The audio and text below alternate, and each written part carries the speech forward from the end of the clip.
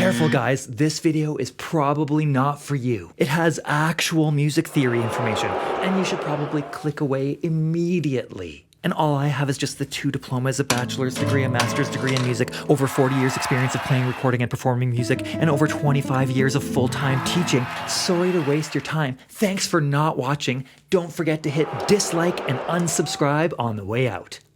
Are they gone? Thank God. How can we know which chords are likely to go together?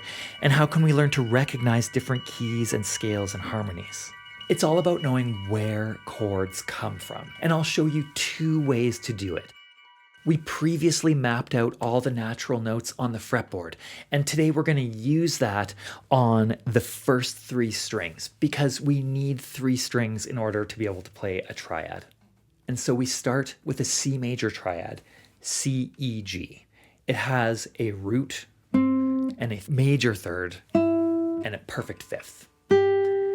And we can just use the shape on any fret to get any major triad.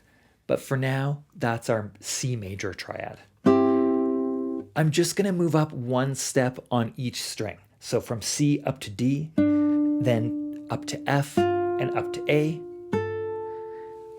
And now we get a nice D minor triad. It has the same shape of root and perfect fifth. But we can see that the third is actually 1 fret closer to the root. And so it's a smaller interval and we call it a minor third. If we move up to the next note of the scale, E, from there we'll again find a perfect fifth and a minor third. And so our E minor triad is spelled E-G-B. If we go up to the next note of the scale, F, and we follow the same process, we'll get a triad spelled F-A-C. And I can see that it's that major shape again that we had from the C triad. And so this is an F major triad. The next one starts on G, and it will turn out to be the same shape. So I can see that this is going to be a G major triad and that it's spelled G, B, D. The next note of the scale is A. And if I start there, I'll get an A minor triad spelled A-C-E. Whenever it starts getting a little high on the neck, what you can always do is warp zone down 12 frets. And so let me just do my A minor triad here. And now I'll go up to the next note, the last different note of the scale, B. And from here, I can see that we're going to get the notes B, D, and F. It's almost like the minor triad, but it has what we call a flat fifth or a diminished fifth. And so this is a B diminished triad.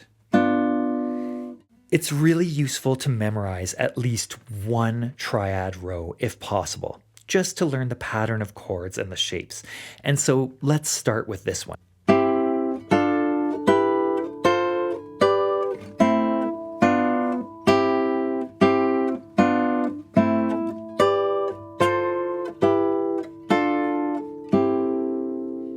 Review. We have the scale degrees of the major scale and the pattern of steps between them.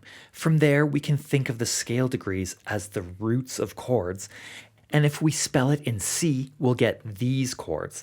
But to abstract it to any key, we can just use these Roman numerals, uppercase for major, lowercase for minor, and this circle means diminished. And we can classify the 3 triads based on their shape. One of the beauties of guitar is that we can sort of do theory backwards, and we can start with the fretboard shapes and patterns and sort of derive the answers that we're looking for. So for example, what if I wanted to know what chords are available in the key of A major? I could start on the note A and then plot out the pattern of steps in the scale.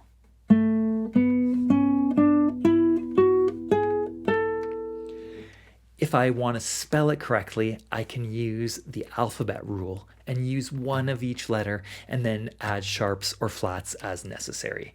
Once I've done that, I can just follow the pattern of triads and see what we get.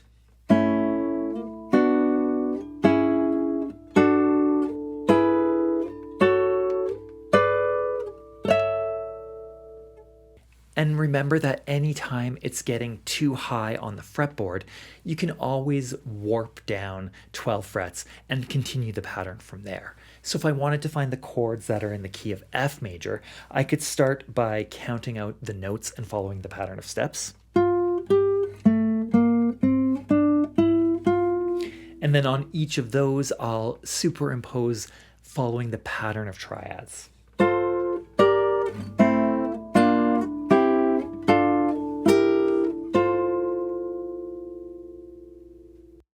It does take a while before you can just look at a bunch of chords and know what key they're in. But this is the beginning of that skill. But let me show you another easy way to find this information without necessarily having to go through all of the triad rows, which is just to memorize the pattern of chords using more familiar shapes and just in one or two easy keys.